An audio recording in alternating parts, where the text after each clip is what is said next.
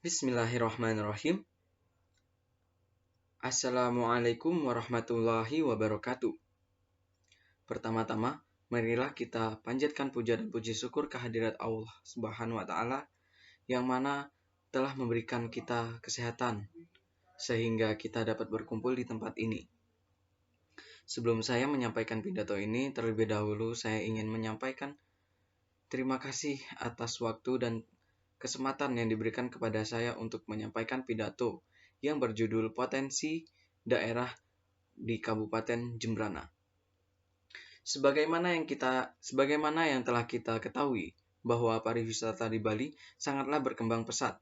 Hari ini saja bisa kita buktikan dari banyaknya turis asing maupun lokal yang berkunjung ke Bali.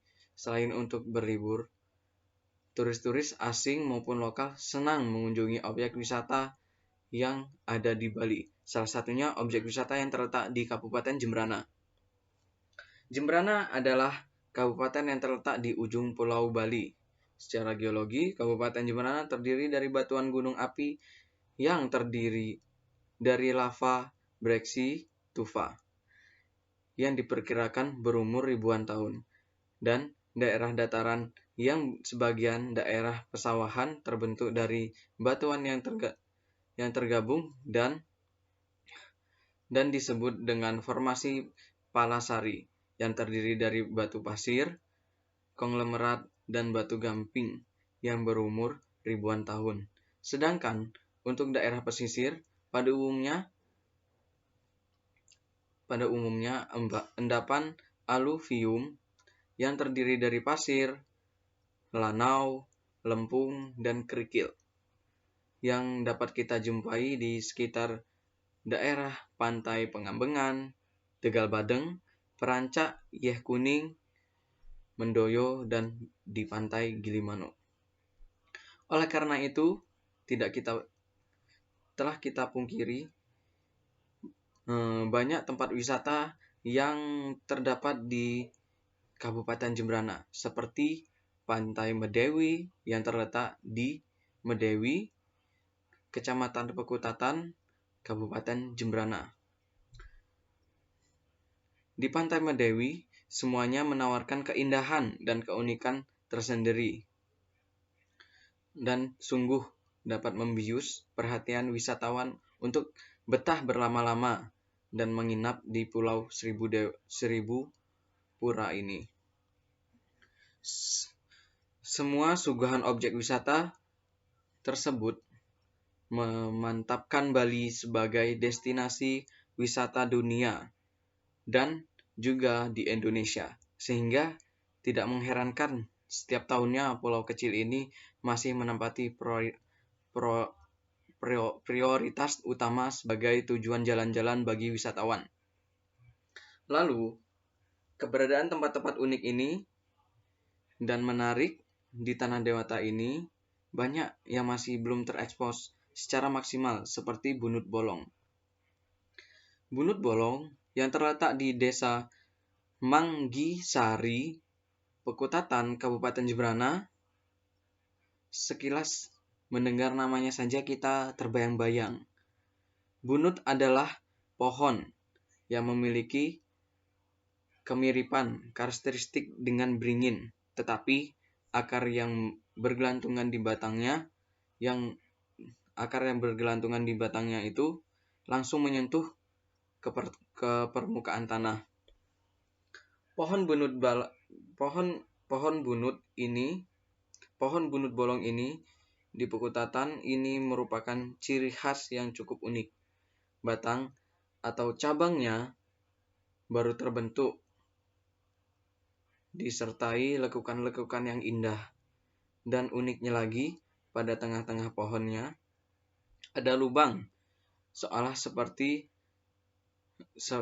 seperti lorong yang diameternya bisa untuk dilalu lalang oleh mobil dengan leluasa.